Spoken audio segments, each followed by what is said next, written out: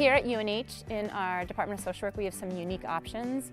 We have a dual master's with social work and the law school, so we have a MSW JD.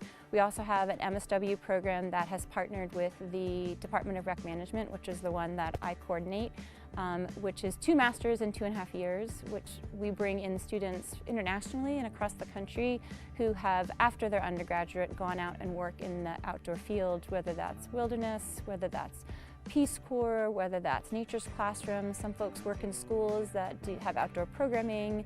We have students who come from Outward Bound, from the National Outdoor Leadership School, lots of different places where they really believe in the power of experience.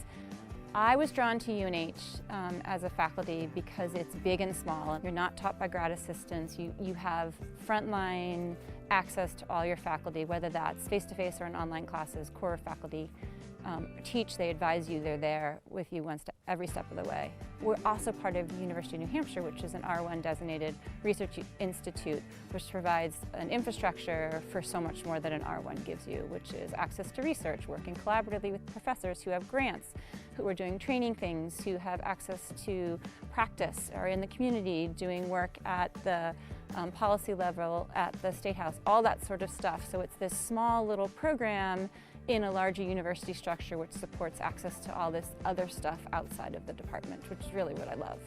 I think it's really important to have them experientially practice. I can teach them about research, but what a better way to learn about research than to do research and all the challenges and successes we find in engaging in the research process. We're really training the next generation of adventure practitioners so that we can retire and leave it in good hands. And it's the only one like it in the country and actually in the world. And we're really proud of that. My aim is that I'm not needed, right? They replace us. We're not needed. When I retire, I'll know the field is in good hands.